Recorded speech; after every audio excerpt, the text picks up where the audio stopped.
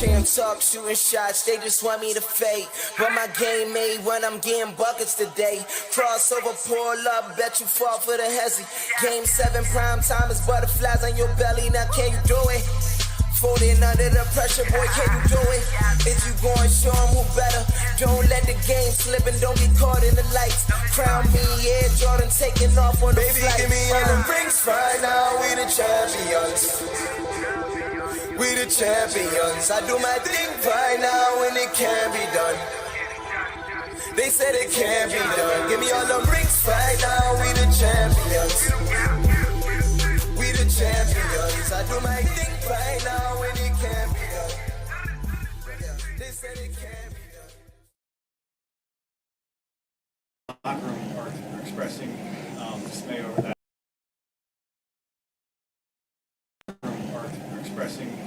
Dismay over that as well. So, because y'all are making a big deal about it. I mean, it's like, guys, we're gonna figure it out. We're gonna fix it. We've known how to score in the past. Like, we get it. You guys have a job to do, and you're gonna fixate on one thing, and you're gonna be like, oh, they haven't started fast, or they haven't turned the ball over. Like, we got it. Like, we're gonna do everything we can do to fix it. Like, and I don't want that to be in their heads. That's why I'm basically telling you guys, all right, we got it. We'll figure it out. And so sometimes you get things in your head and you continue and it kind of, works there. But like the defense started their ass off. The defense started their ass off. It was 10-0 to start the football game off, and the defense didn't let up a play. And so they played their ass off. So they started fast, right? And we'll get it figured out on offense. We will get it figured out on offense. Do you think that was funny? Welcome. When are we going to figure it out, Nick? When are we going to figure it out, Nick? That is the question. What's going on, everybody? It's your boy AB. Welcome to another installment of Morning Hustle presented by Open Gym Network in Metro Philadelphia. I'm your host, AB. Once again, make sure you like, comment, share, subscribe to the channel. Stay up to date with all the news and notes and different things that we got going on here at Philly Sports Network, Metro, and Open Gym Network. As you just seen the clip, Nick Sirianni speaking on another slow start as the Eagles face the Cleveland Browns Sunday at 1 p.m. Eked out a win, 20-16, to the worst team in the division. I mean, in the league. The most sacked quarterback in the league, all the above. The Cleveland Browns is not a good team at all, missing a lot of different linemen Sunday as well. When are we going to get it fixed, Nick? I know you're saying, let's figure it out. We're going to figure it out, all those things like that. But when are we going to get it fixed, Nick? The fans aren't fixated. The fans aren't just saying things just to say it, just to be a nuisance or just to, cause problems or issues or anything like that. We're just telling you what we've been seeing the end of last year into this upcoming season. And at the start of the season is continuously the same old things under the regime of Nick Sirianni. Slow starts, bad football play, undisciplined, not knowing the moment, things of that nature like that. And it shows up on the regular. Granted, there's a lot of different factors with this team right now. Currently sits at 3-2. But again, like I said, we won. So I guess that's a positive. Jalen Hurts had a solid game, not spectacular, but very solid. Key into that is no turnovers. But let's dive into it. As we all know, it is the Eagles win. So we already know what we got to do once the Eagles win, no matter if it was, I don't know how much. I don't know how much we going to love it. But, I mean, at the point, it's still a win is a win. So I appreciate the fact that we just at least got back on the winning side of things of that nature like that. We dive into the game just a little bit. Like I said, Jalen Hurts, solid day. Jalen Hurts had a solid day against the Browns the other day. Like I said, the most, I won't say concerning, but the most glaring thing is no turnovers, no interceptions, no fumbles, any of those things like that. excuse me, any of those things like that. So definitely was overall a good day by Jalen Hurts. Made some good plays, made some great reads and things of that nature like that as well. Excuse me, when it comes to this game last week. So it definitely, not last week, Sunday. So it definitely was a good thing to see from Jalen, getting those things that we've seen or become accustomed to in the season thus far, and the end of last season on to this season for sure.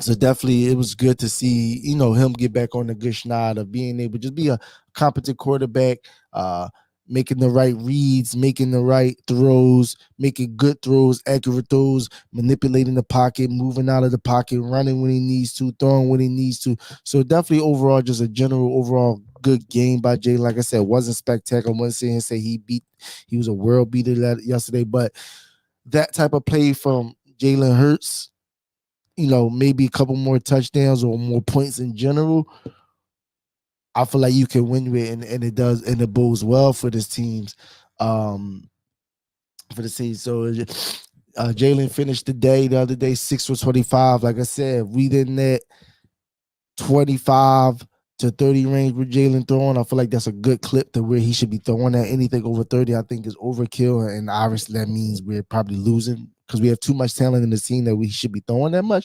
But like I said, 60 for 25, 264 yards. He was sacked once.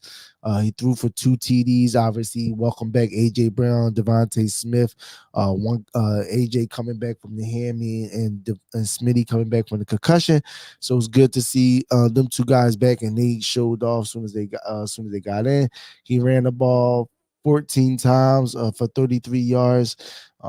Let's see who else got into this. Like I said, AJ Brown stat line, 6 of his 9 targets, he caught 116 yards and a touchdown. The longest was 40 yards. Devontae Smith, he caught 3 of his 4 targets for 64 yards and a touchdown. Believe it or not, Dallas Goedert got injured during the game, hamstring as well. So Grant Calcaterra played. So early on in the game, I liked what I seen from him, actually being able to catch the ball in traffic. High pointing, he's a tall body. Caught all 4 of his targets for 67 yards, his longest for 34 yards. I believe that was the seam route. You seen Jahan Dotson a little bit more, like not as much you should or should. It's a lot of people here, Saquon, all things like that. But just good to see that they're trying to put him into it. They gave him 1 rush for 13 yards. That was actually for a first down. I remember seeing that as well. And he caught 1 of his 3 targets. One that he caught was nice, 10 yards. Jalen Hurts rolled out of the pocket to his left at that, squared up, threw it, delivered the strike to the corner where Dotson was able to catch it, toe drag, and get on out of bounds. So that was good to see that him being comfortable enough. That's why I said Jalen had a very comfortable and good game, because even in a sense like that, he was comfortable enough to, make that throw where we all know the pass. We all know Jalen know his limitations, or the trust factor in his limitations as far as making certain throws, because the football field is definitely 50 yards wide. So those throws to the sideline, even if you're running towards that, you have to put some zip on it to get there. So definitely encouraged by that. Seeing that from him. The wide receivers, like I said, Calcaterra coming in for Dallas Goedert made a good contributing. Let's see the defense overall. They started a lot of the young guys. No Avonte Maddox. I seen only played about 2% of the snaps. So that was good. You had Cooper DeJean starting at the nickel. So that was good to see. Obviously, Mitchell at the outside, and then even Slay got hurt towards the end of the game. So, well, I not even end the game, second half of the game, who he didn't return. So we got our wish. We got the young guys out there. Isaiah Rodgers was the next man up, who was out there. He even got nicked up a little bit. So Keely Ringo had to come in. He made a couple plays that was good, defending, and made a great hit on the running back Deontay Foreman. So we got our wish. The younger guys are out there. They're flying around. It actually looked a little different. Vic Fangio did a lot more pressure schemes, sending blitzes, having the cornerbacks actually playing up on defenders, jamming them at the line of scrimmage, which was good to see because we all know his style of playing and how he wants to play. But we have the talent and the capabilities of being able to run a defense, an aggressive defense, essentially like that. Like I said, playing up against the Browns, who probably had the worst offensive line coming into the season, but it got worse even more, missing a couple key linemen, and they even lost the backup center that played yesterday. So they was down to their third center Sunday afternoon as well. So on that note, I said it even the week before even going into this game, that if you can't get no pressure against the Browns, I already believe that the defensive line is going to get but so much better. But if you can't get any pressure against the Browns, we really in trouble, because the Browns, like I said, already had a bad O-line, but then lost a lot of key contributors to that O-line, what made it even worse. So if you couldn't get any pressures, sacks, or anything like that, that would have been an issue. But going into that, like I said, solid game from the defensive line. They showed up as they should have. Going into that, excuse me. So that was good to see. Like I said, Josh Huff, he added a sack. Nolan Smith, that's interception. No sacks. I'm sorry. So sack, Nolan Smith, sack, Jalen Carter added another sack. Cooper DeJean got a half. Bryce Huff got a half. Thomas Booker, Milton Williams. Wasn't crazy like the other NFC teams with the crazy sack totals, but 1, 2, 3, 4, 5, 6. So you're talking about 6 sacks overall. If you combine the half ones as well, 6 sacks on the day. So pretty solid day. Like I said, Jalen Carter was disruptive the game. Nice to see Nolan Smith make some plays. He even made a good play down at the goal line. It was like, I'm gonna say, 2nd and goal. And he tracked down Deshaun Watson. They tackled him. He made a good play in the red zone. Josh Sweat, like I said, he had a sack, but he had a couple pressures in there as well. Like I said, Jalen Carter, we all know who he is. He's a beast. He's a beast. He's a dog. He's a mother problem. You already know what Wayne said. So yeah, definitely good to see him. Bryce Huff had a half a sack, but he made a tackle for loss as well. He made a good play. So definitely good to see the adjustments that Vic Fangio played, knowing we was going up against a bad offensive lineman like we did today. So that was definitely good to see. Solid day from the defense. Like I said, Nick Sirianni was right in that when they started the situation, started this show off, saying that the defense showed out good in this game in the first half. And for the most part, yes, the defense has issues. For the most part, I would say this season, so thus far, the defense has overachieved my level of thinking as far as how good they could have been. At certain positions like defensive line and linebacker have played fairly well. I would say better than the offense thus far this early in the regular season. So definitely good to see the defense play well. Like I said, we had some injuries as well in this game. Key injuries, like I said, Jordan Mailata, who went down late, don't know exactly what's going on. I've seen some things as far as hamstring. It might be just coming down to the severity of the hamstring for Jordan Mailata, or it might affect other things. We won't know until he gets the MRI and they come back and let us know when it comes to that. But Jordan Mailata went down very serious. I know y'all seen the pictures out there. Jordan Mailata out there after the game walking on crutches with a leg sleeve. So we keep our eyes on that, see what's going on with. Like I said, Darius Slay, he went out. He didn't return as well. It looked like it was a knee or something like that. I seen that in the locker room and things of that nature after the game. He was no brace, no boot, no anything like that. He was walking on it, but definitely something to look eye on to see with that. And then, like I said, Dallas Goedert got hurt early in the game. I'm gonna say the first quarter with a hamstring as well.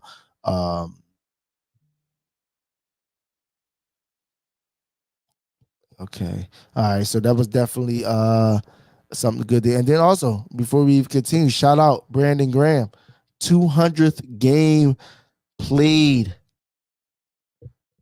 with the Eagles. Great milestone. Congratulations to Brandon Graham, a staple in this Eagles team, let alone defense. We all know how it started with him coming to Philadelphia, being booed, one Earl Thomas. But, things work out for the good of people who work hard and want something bad enough. Like you said, the measure wasn't there, short arms, too short, all those things that they said, but came around and made himself a hell of a career, hell of a staple within this Philadelphia team and community. Obviously, one of the biggest plays in Eagles history, the strip sack on Tom Brady in the Super Bowls to seal that as well.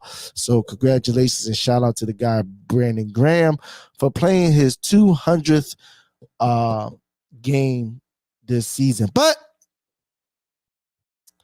we got all the pleasantries out the way when it comes to that. Solid game by the defense, solid games by Jalen Hurts. Awful team in the Browns. Wish we would have won more handily in this game like others have, but I definitely could take away from it and let's build on it. There is a such thing as like that. But let's touch on the matter at hand and the topic at hand that everyone is talking about this morning when it comes to the head coach of the Philadelphia 76ers, the Philadelphia Eagles, and Nick Sirianni. Let's just get right into it, because when we sit here and talk about, let's say, how we want our, head coaches to act, how we want our head coaches to present themselves on the sideline, to his team, even to the media, things of that nature like that. It just isn't cutting it for me personally. And let's just talk about the aesthetics aspect of it first and foremost before we even dive into the game aspect of it. We all know we have head coaches who exude, who shows enthusiasm, who has a chip on their shoulder, even shows emotions. Like I said, we got a guy like Jim Harbaugh down in Los Angeles. Who else? You got guys like for the head coach of the Lions. His name leaves me right now, but again, got the head coach of the Dan Campbell. That's his name, Dan Campbell. Then another one who's very energetic. When things happen, pumping his fist. Pounding at the ground. So that part of it, I am not against. I want my coach to show some enthusiasm. I want my coach to show some energy and some fervor and some just plain old energy, towards what's going on in the game. I want them to have that characteristic, because that lets me know that you absolutely that you absolutely love the game, believe in the game, all those things that goes on when it comes to football. So that I have no issue with that. But Jeffrey Lurie even put out a statement about that when it comes to him. You got to find that even ground. You got to find that middle ground. You got to find that sweet spot when it comes to it. Because I don't want this for my coach, and I let you see it right now. On the Philadelphia sideline, 2 road games coming up: at the Giants, at the Bengals. While the Cleveland. Now please tell me, in what world is this a moment where your head coach not only barking at fans, and we've seen this in the past in Indy, KC, all those things. Not only at fans, but then your own fans, you barking at them when they're telling you something that is true. It's factual. Since last year, the last back half, after going 10-1, 10-2, whatever it was, and we proceeded to lose as many games as we did on the back half of that season, starting all the games the same way for the most part, slow, sloppy, unorganized, penalties. Then to start this season in the first 5 weeks, even though we're 3-2, those things persist. And I'm going to play this clip one more time from Nick, because again, this is the part that I have an issue with when it's been going on, we have this large of a sample size as far as the team's makeup, how they present themselves, what they do each week, week in and week out, putting a certain type of product on the field, and you still have this type of notion like we're getting on your nerves. Let's listen to Nick Sirianni real fast. Locker room are expressing dismay over that as well. So, because y'all are making a big deal about it. I mean, it's like, guys, we're gonna figure it out. We're gonna fix it. We've known how to score in the past. Like, we get it. You guys have a job to do, and you're gonna fixate on one thing, and you're gonna be like, oh, they haven't started fast, or they haven't turned the ball over. Like, we got it. Like, we're gonna do everything we can do to fix it. Like, and I don't want that to be in their heads. That's why I'm basically telling you guys, all right, we got it. We'll figure it out. And so sometimes you get things in your head, and you continue, and it kind of works there. But like, the defense started their ass off. The defense started their ass off. It was 10 nothing to start the football game off, and the defense didn't let up a play. And so they played their ass off. So they started fast, right? And we'll get it figured out on offense. We will get it figured out on offense. Do you think that was funny? And I say again, when will you figure it out? You can't get snappy with the fans.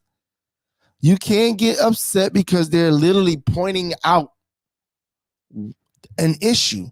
See, I think what's being misconstrued with all this is not even about being so fixated, as he would say, as far as starting the game fast. But when we're talking about football, we know starting the game fast helps you in the long run. Yes, you can start the game fast and still go out and lose the game. Absolutely. I will never sit here and be naive to the fact that, starting fast to a game isn't the end all, is the end all to be all. But at the same token, it definitely helps a whole lot. It definitely will help a whole lot if we can sit there and score on the first 15 plays that are scripted in the game. That we can sit there and go into the second quarter at one point and it'd be 10-0, 14, or going to the halftime up 2 scores, or 14-3. You know what I'm saying? It will help.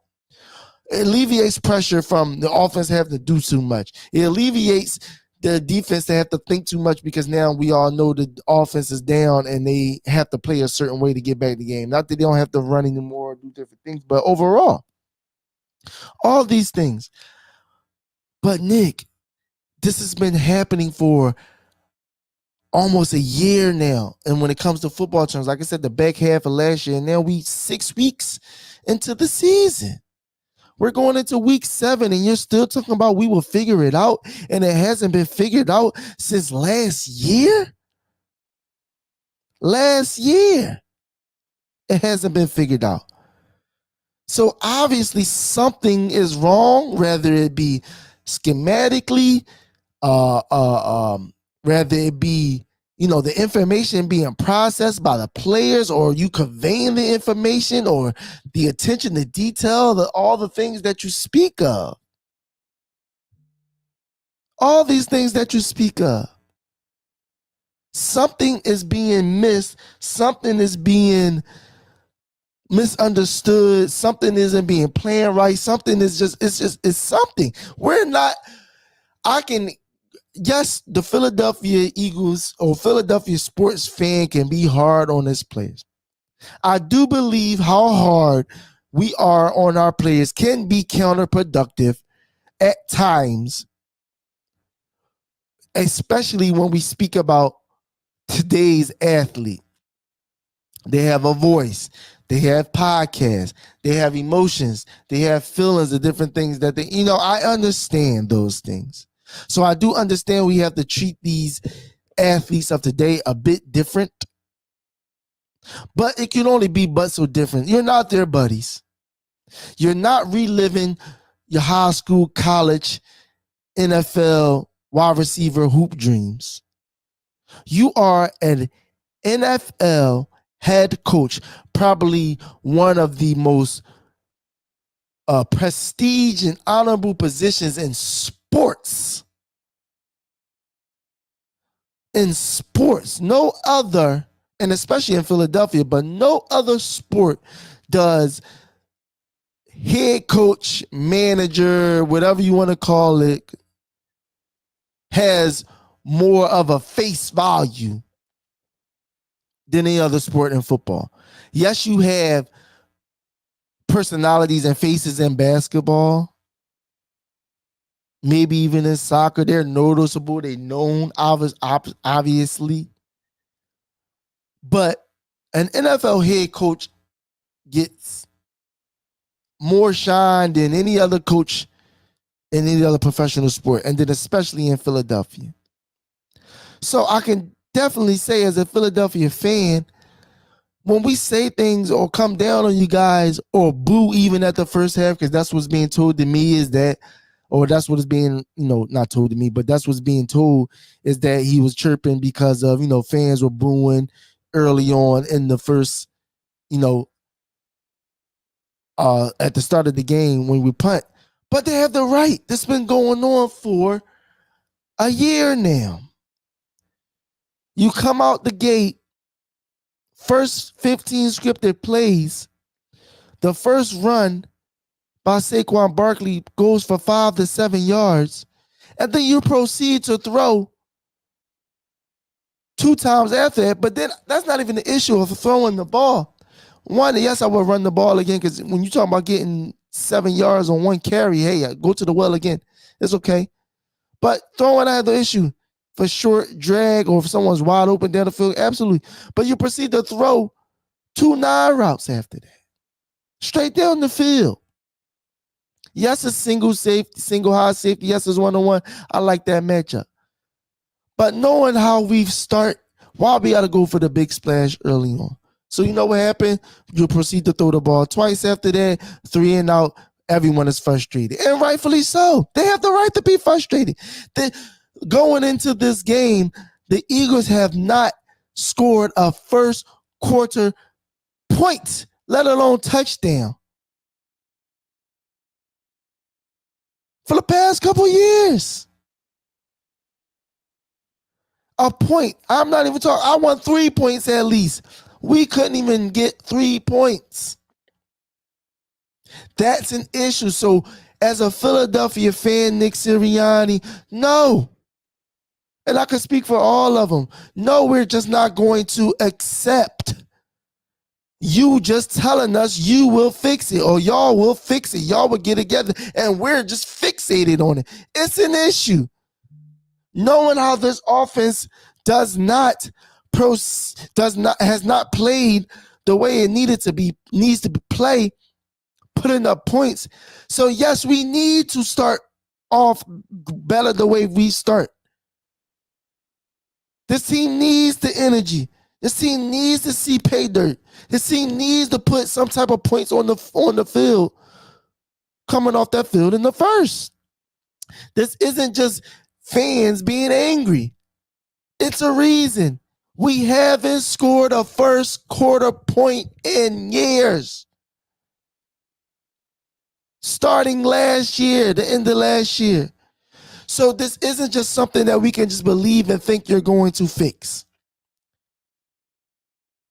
And knowing, and this is the kicker, knowing he's going to have to deal with being the head coach, taking questions like the antics of him on the sideline, like, again, having another slow start, like only scoring 20 points on a terrible team as the Browns.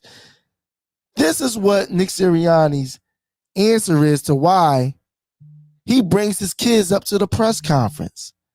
Before I go into it, we're going to talk about it. I'm going to let you hear his reasoning for why he brought his kids to the press conference at the end of this game, and I'll let you know my thoughts after. I just told the guys this, like the way I tried to, my vision for the football team, our accountability, our teamwork, our toughness, our, Mike, I appreciate you asking me this question, our detail. Like, it's how I'm trying to raise my family. Like, I love this game so much. It teaches so many people so many different things, like a teamwork. This is the greatest team sport there is. And so I have so many, my mom and dad are at every single game. I mean, every single home game. They drive the 6 hours to be here. Like, this game is why me and my brothers are, like, I'm gonna get emotional. This game is why my brothers and I are so close, and my dad and I are so close, and my mom is a football mom. Like, this game means so much to me, and it's like, so tell me your question one more time. But like, No, just why do I have him? Why do I have him here? Because I have so many visions of what made me love this game. Being at Southwestern High School when I was there, these guys' age, whether I'm at practice or whether I'm the ball boy on the side, and my memories of them, and like, you know, AJ came to one of his baseball games. Like, these guys are gonna love AJ for the life. Jalen gave him a jersey last year that you have in their room. Like, I want these, like, and so, like, it's so important to me that, you know, Taylor will be the only one that doesn't play football, but it's so, unless you want to, baby. All right, but it's so important to me that they fall in love with this game the way I fall in love with this game.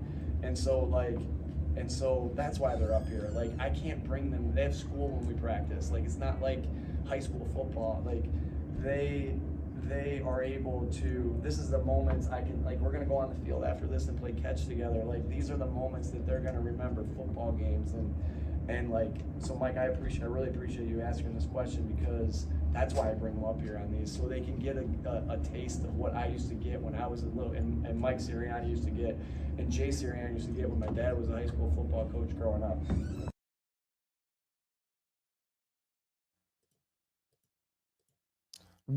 What does that have to do with anything the question was mentioned? The question was, why did you bring why are your kids at the press conference that day?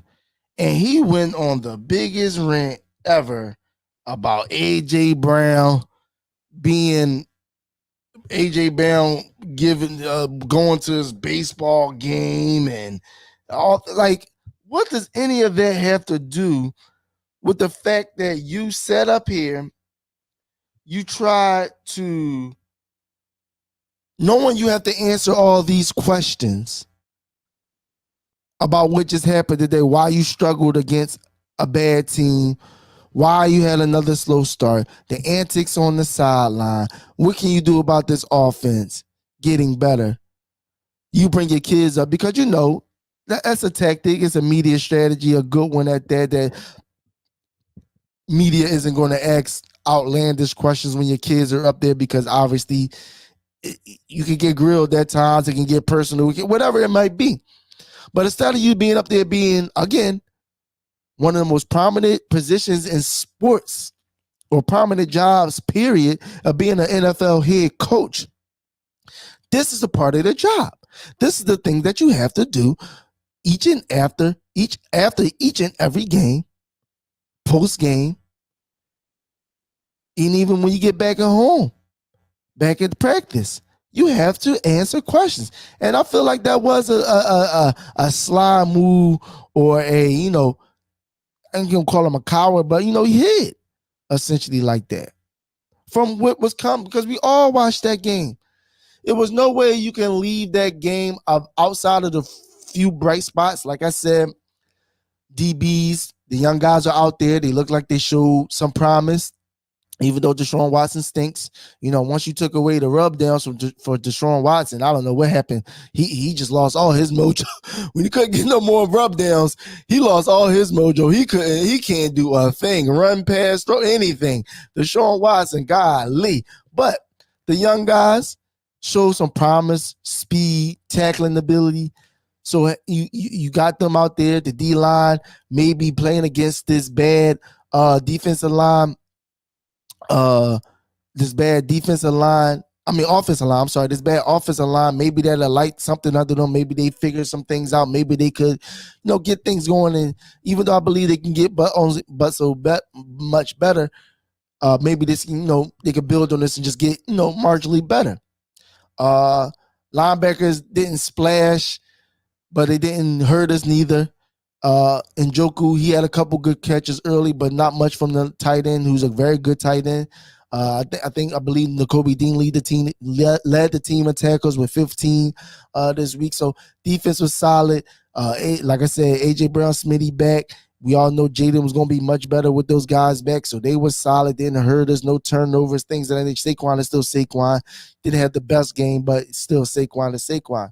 But you know what? You have to answer all these different things because all these different topics as well, people seen the play on the field. The players made the plays. So you can't go into this week too much finger waving and pointing at the players. Too much. There were some mistakes. Saquon not getting the first running out of bounds before halftime. Saquon missing on that block that got Hurts sacked before we got the block field goal. But other than that, this team was pretty much in control because of the talent. But what hurt us a lot was play calling. That definitely was an issue early on. Not sure who's calling plays anymore. And I told y'all that a couple shows ago, that I asked a question. I threw the question out there. Do we have a Nick Sirianni, Kellen Moore issue? And it didn't necessarily mean them butting heads or going at each other, but there is, I don't care what no one says, there is a power struggle there. Because I don't care who you are, you're not going to be an NFL head coach and be stripped of everything from your GM and told that this man that wasn't with this team the year prior is going to come in and call all plays. It's just going to come in and call plays. And you don't feel some type of way. And I believe it was even reported, I want to say Brandon Lee Gowan, but hold me to that. I can look for it and find it. But I want to say that it was even reported that Nick Sirianni admitted that he called the play on the one before Jalen got sacked, and he called a defensive play that didn't work either. But again, not saying all plays are going to work, all plays aren't going to work. My issue is the fact that let these men do what they're called to do. And if you're talking about you going to Vic and telling Vic what to call, then it's just like, and I'm not saying Vic is the end all to be all, but it's just like, if you're going to be the head coach, focus on being the head coach. Not saying you have autonomy of decision as far as should we go for it, should we not go for things of that nature like that. But at the same token, let these men do what they're supposed to do.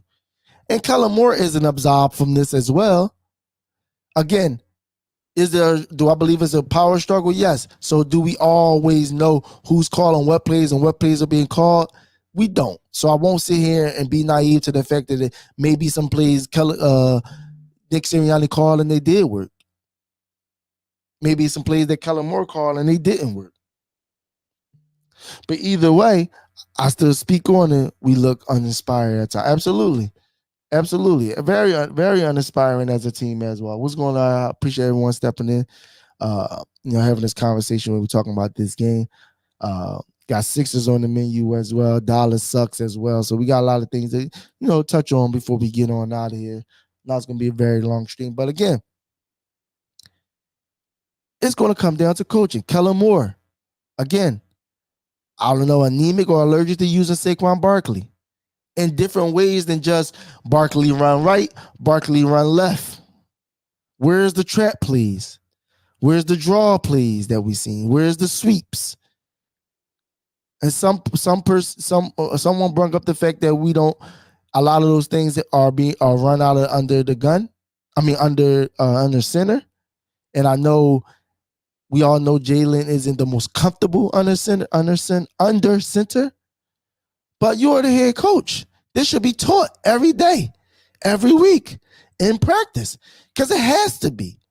If you look at the Lions, if you look at Cowboys even, if you look at the different teams, San Fran, a lot of these different plays that we see, spectacular routes that are ran, spectacular plays that are drawn up to scheme people open that you see, they come from under center.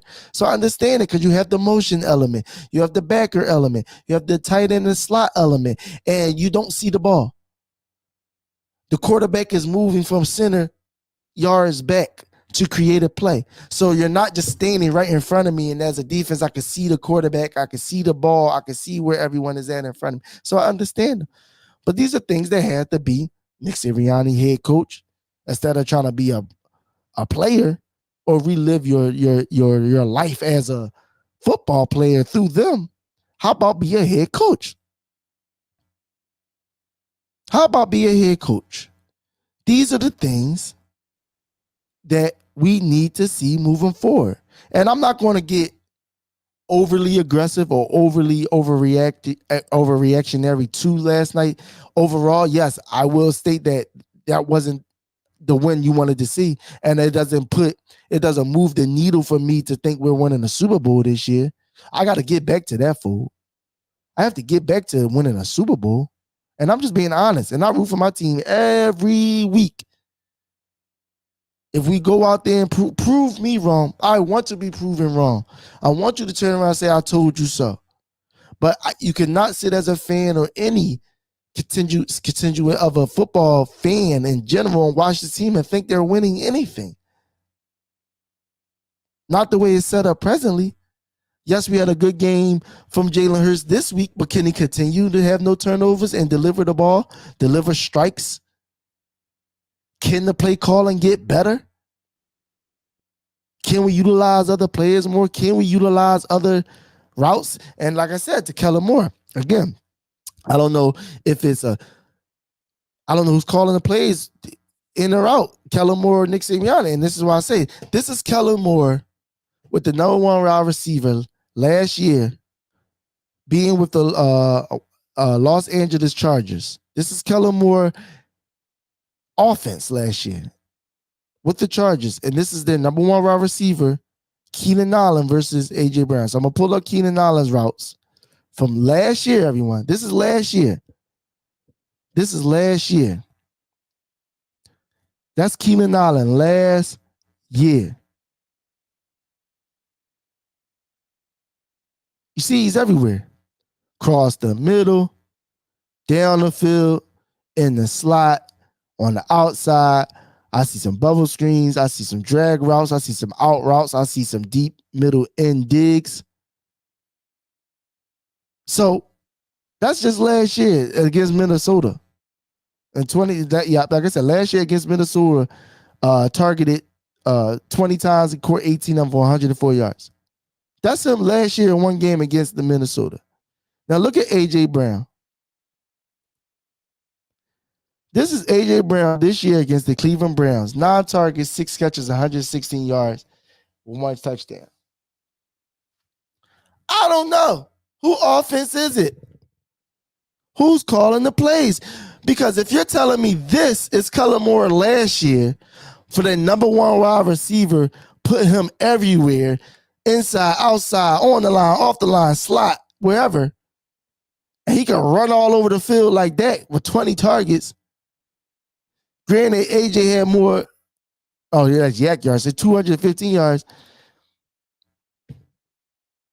If AJ don't have those big catches, look at the right side on the field. AJ was put in the slot one time. AJ was played the right side of the field, looks like the majority of the time of the game.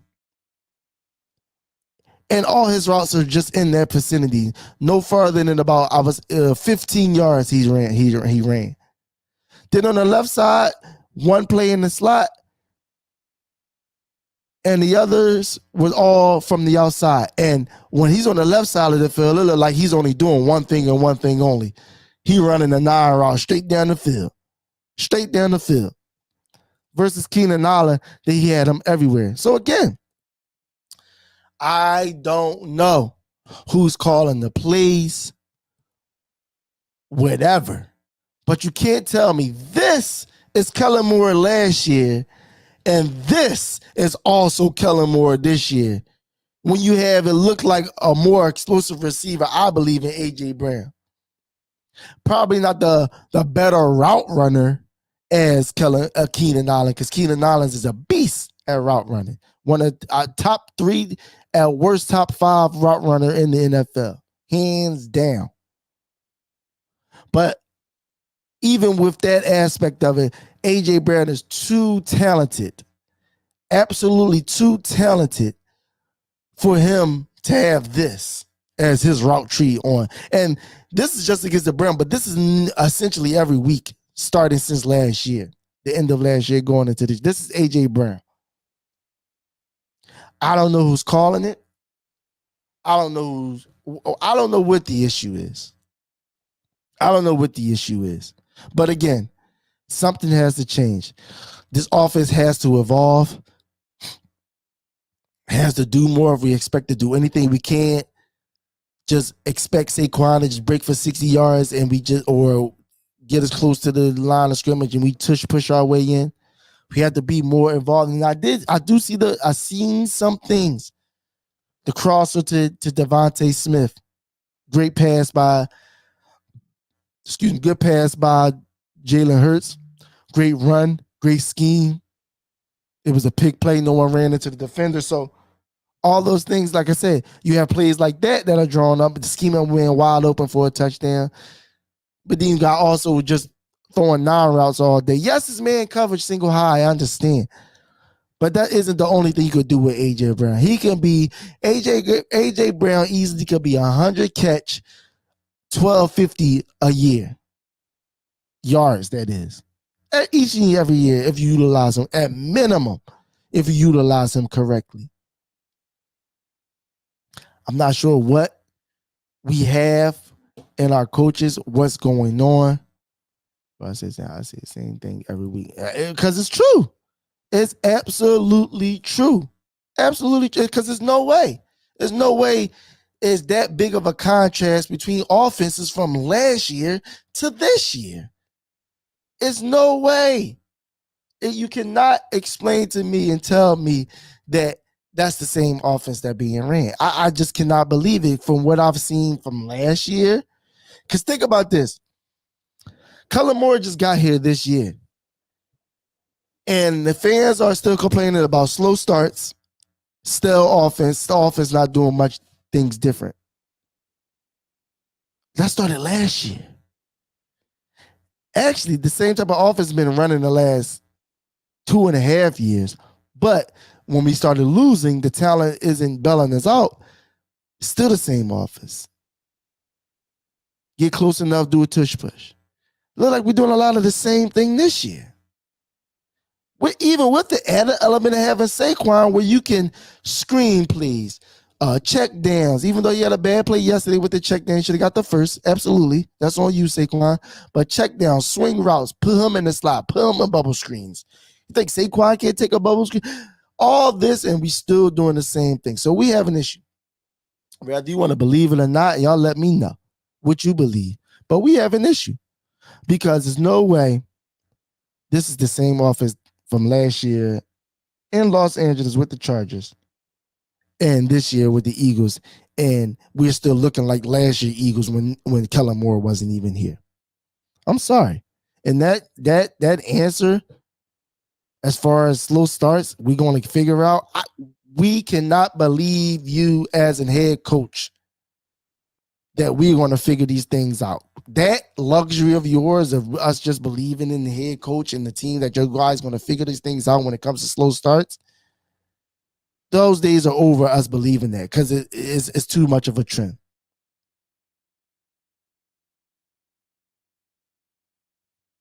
Yep.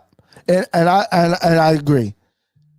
Great statement here. I'll read it for you. Jaden don't want to run the offense. Kellen Moore like to go on the center, and Jalen doesn't like to go on the center, and he said it. Kellen can't run his offense. And I agree. I said that earlier, and I appreciate that comment. I said that earlier in this show.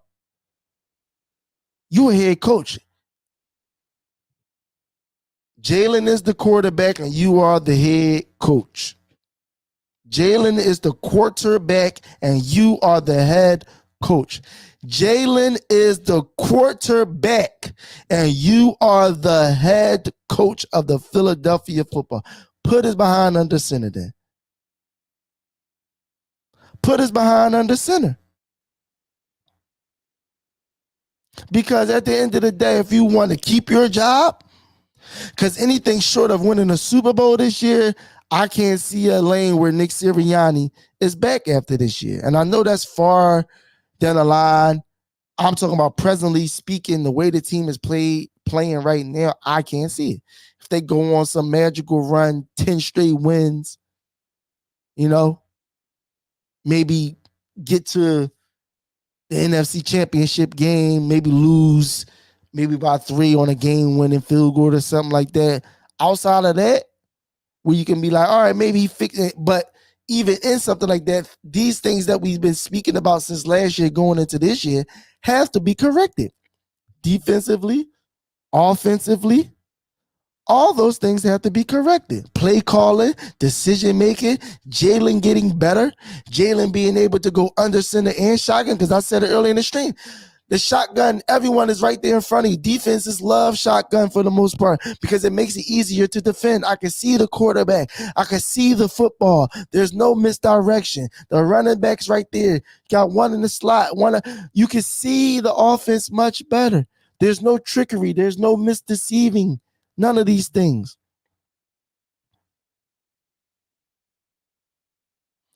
Look at this. And this is for you, Nick Sirianni. This isn't just fans being the angry Eagle fan. I know I'm not an Eagles fan, but when I see some of y'all games, it's definitely the same stuff and it's predictable. Teams have figured them out.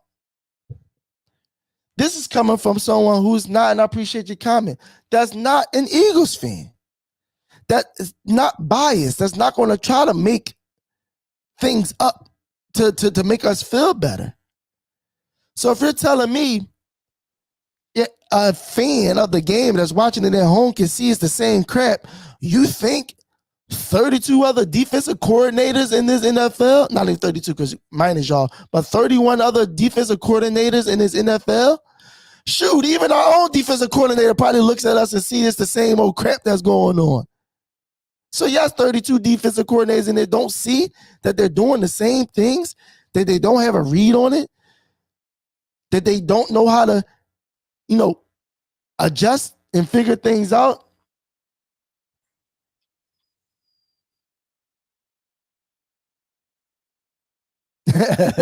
Cohen, yeah, Cohen.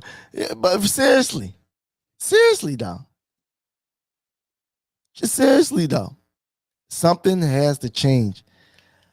And before I even leave this subject, because we got other things I want to touch on before we get out of here.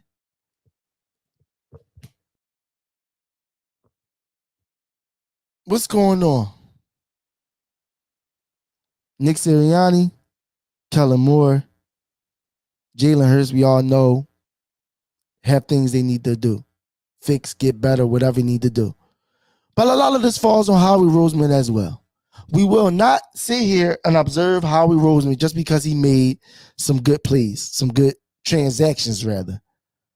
Because if you want to go down a transaction list, that ain't been the best either. Yes, we love AJ, drafting Smitty, some of the young cats and the defense, but you still got the Jordan Davises of the world, letting go Hassan, Brisson, and Bryce Huff, so on and so on. But I'm not going to go down that route when transaction-wise.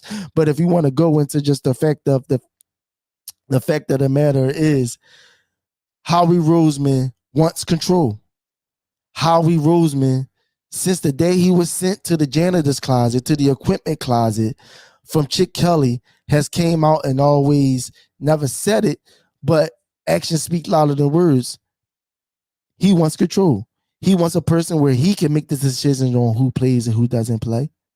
Yes, he's probably not calling plays, but he has created this environment of the GM being the end all to be all. Then is your head coach, then is your OC. Outside of transactions, adding, subtracting players to this team, Howie Roseman should just leave coaching to let your coaches coach. I believe there's a lot of hands, a lot of minds in this pot. There's not one voice.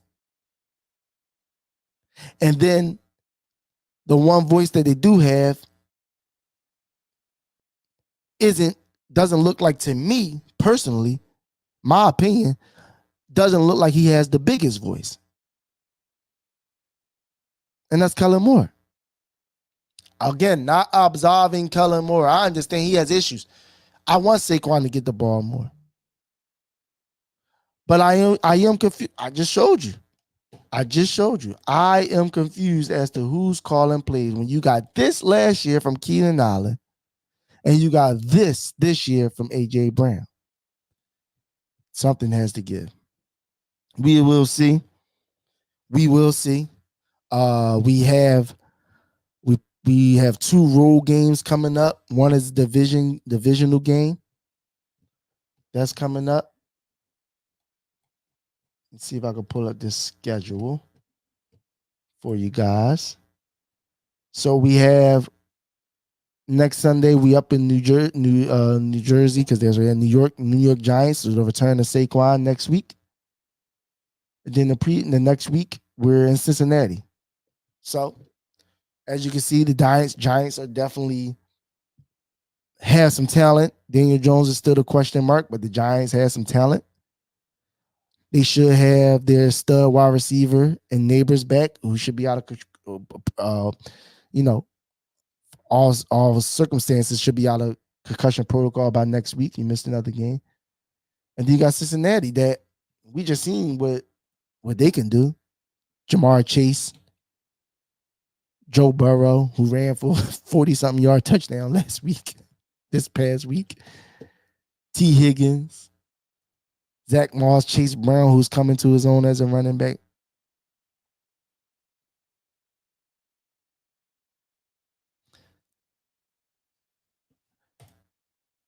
It's not Nick at this point. They paid Jalen, so he has the power essentially. Is what he wants to do.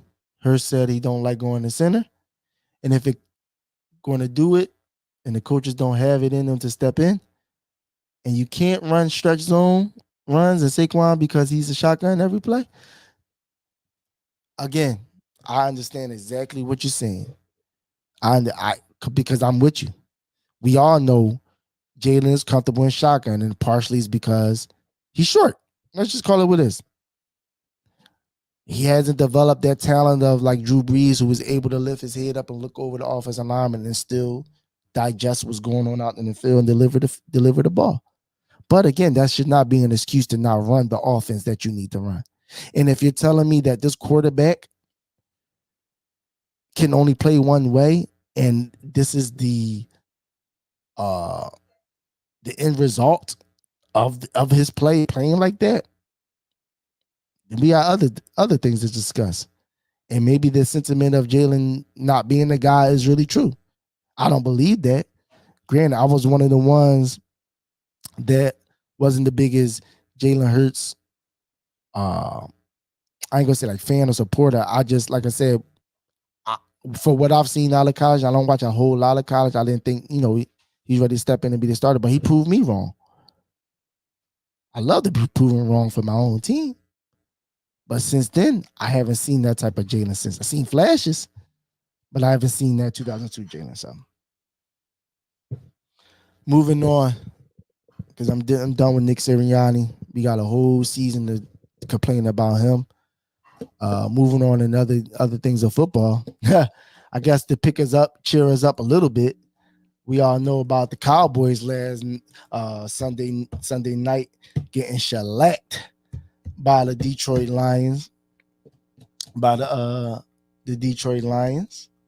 I mean, getting absolutely murdered. I believe it was 47-7 or something like. Let me get the exact thing for you guys. So they lost 47-9. The Detroit Lions beat the Cowboys. Dak Prescott stat line finished the game 33 attempts, 17 completions, only 178 yards. No touchdowns. Let's see. CeeDee Lamb had 14 targets, 7 catches for only 89 yards. Again, no one scored at all. So they got absolutely murdered. Again, I know the Eagles stink, but at least we ain't the Cowboys. So it definitely made the night definitely a little bit sweeter as the night went on to see them guys lose. Like I said, just to give an update on the standings as of right now, I believe that even though the Commanders lost, they still lead the division. They're at, let me pull these standings up.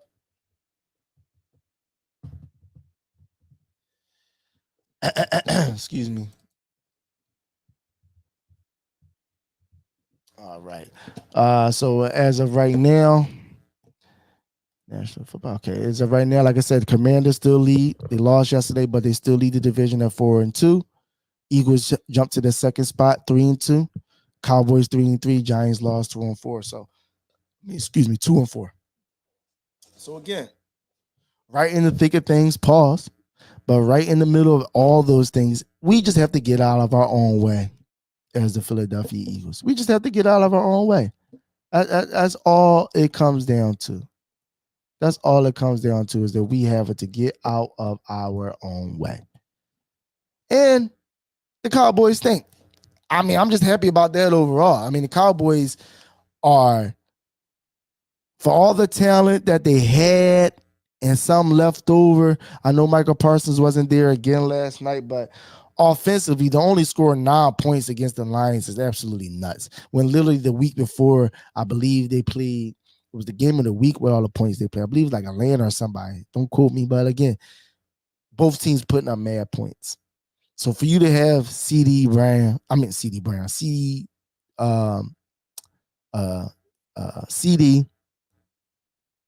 Zeke,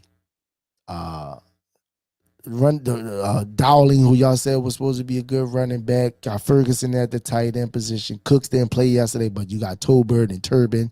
All these guys that supposedly good, and you guys put up 9 points. And forget all that.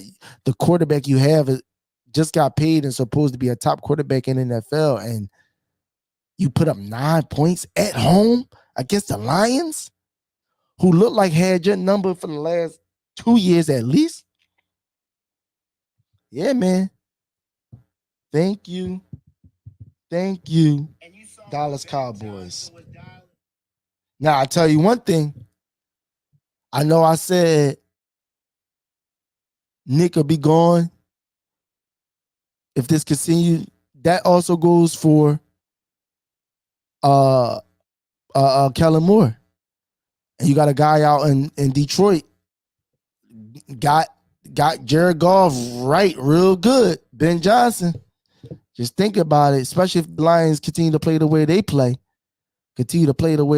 I mean, listen, I know it'll be another head coach or another OC for Jalen Hurts, but damn it, we need something, because what we got ain't happening so far. So Eagles 3-2.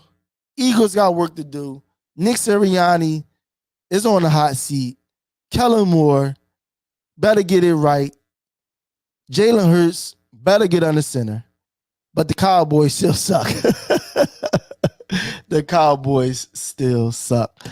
Moving on. I appreciate everybody coming in, being with us for this hour. Make sure you like, comment, subscribe, all those things, man. Tell your friends.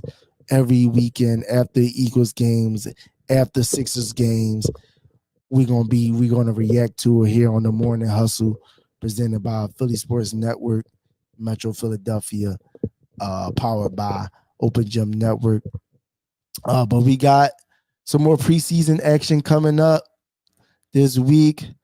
Tonight, 10:14, Monday, 7:30, we got the Atlanta Hawks 76ers back in action. And just a snippet, I just want to watch this clip because I just can't believe he's here when you got Paul George that's here. Just seeing this guy. Ben Johnson does go under center, so hopefully he can get Jalen Hurts behind and get under center. Absolutely, because at this point, I don't care about what he's comfortable with. We're not winning. We're not winning the way we need to win. That's point blank period, and that goes for Jalen too. Everyone else has to adjust to Jalen. Jalen has to adjust as well. But back to the Sixers. Yeah, man, Paul George looked good in that jersey the other night. Before we had this stream, they played a couple games actually. One against the Timberwolves and one against the Celtics. No one really played against the Celtics. We got routed in that game. We had all rookies and newcomers, and that was playing against them. No Joel Embiid, no nothing like that. Played in that game. So we had Paul George though debut against the Timberwolves. I believe the night before, the 2 nights prior to the Celtics game. I just want to show like what we in store for. Oubre, left side 3, missed it. I mean, you look at these type of plays. I mean, we never had a guy like this. You had Tobias, but he wasn't doing this. Look at this, coming off screens, splitting defenders, pulling up for 3. That's not Tobias. That's easy. And you talking about this is what you wanted from Tobias just to be able to score, but this is what you want when your big man Joel Embiid is off the floor. The offense shouldn't stop. Even though you have Maxey there, but Maxey was the only one that could create. All this is ISO. Give me the ball, move out my way. I'm too big, I'm too strong, I'm too smooth. And this is what I give you. This is what I give you. Paul George is a Sixer, man. He's an absolute. I want to listen to this a little bit just to get us a little excited because I do believe this is going to be an exciting season. So let's listen to this a little bit. Oubre, left side 3, missed it long. DiVincenzo had the rebound stolen by Paul George, and he'll lay it up. Bulls are now shooting 55%. Ant picks up the dime. Good ball movement. The Wolves have 50. Defenders are so quick. It disappears so quickly. Weaving around the Drummond screen. George fires on a 3 and drains it. Paul George has it on the left side. Here's the step back angle. 3 on the way. Got it. 8 with Joel Embiid. The problem, in the games he missed, they were 16 and 27, a 31-win pace. Elbow jumper, George knocks it down. How about a waist-high dribble for George? He starts to back down. The rookie, Dillingham, spins away from him, runs into Joe Ingles, rises, hits, and he was fouled. So, yeah, man, Paul George is a Sixer. Like I said, I like what I've seen with them. I love the depth that they have. Like I said, now we have someone on the wing that can actually go get a bucket when Joel Embiid is not on the floor. When Joel Embiid maybe not playing that day, it shouldn't be that much of a fall off. I know we had guys like, Jimmy Butler and James Harden here, but they're not Paul George. And I'm not saying he's better or not better than them. I'm just saying the skill set. 6'8", 6'9", wing, long arms, can shoot, can drive. Jimmy Butler is limited athletically. James Harden can't drive to the bucket anymore. If it's not a 3, it's nothing there at all. Paul George still at this age is able to do a lot of different things and very versatile and still can defend for the most part. Also, we got the news that Joel Embiid won't play the rest of the preseason games, which is fine by me. Like I said, we got outside of against the Hawks tonight, we got the Nets and the Magic this week. I already went into the season after Joel Embiid even played at the Olympics. I already said to myself that he's not playing in the preseason. Me personally, I wouldn't play him in the preseason. There's no need to. Let's get that need. We know he knows the system. First of all, it revolves around him, so he is the quote unquote system, as James Harden would say. But just learning teammates and things, yes, absolutely. But within the stretch, 1, 2, 3, 4, 5, 6 games that they played, you can learn, but you can do the early parts of the season because I believe they have enough talent on this team that early part of the season knock a lot of these things out, knocks the rust off, build some chemistry over time as well. So I never thought Joel Embiid was going to play this preseason anyway. And I love the approach because it looked like to me from all the things I heard, calling it health management, all the things I did, all the things I've heard, it looks like Joel Embiid, he said himself, he got to find people to tell him no sometimes. But Joel Embiid's not going to play a whole lot this regular season. So a lot of the awards and things he possibly could win or people expect him to win or be in the running for, like MVP, maybe Defensive Player of the Year, things of that nature like that. Just get that out of your head. It's nothing to say, but I will believe out of 82 games, I believe the target is maybe about 60, 62 games, 65 games, I would say more so. Out of all of them, if he can miss only about, I say 20 to 25 games a season, like 20 games at the most, I would say, I would say that's reasonable. I mean, because at the end of the day, it's about getting him as healthy as possible into the playoffs at this point. At this point, the days of, scoring titles, he got all those accolades, even though he might not have got them, at the right time, like the MVPs or, scoring title, all things, or whatever. It's about getting Joel Embiid to the playoffs as healthy as possible and adding as much depth that he did, like the Caleb Martins, Eric Gordon, another step by Tyrese, Kelly Oubre,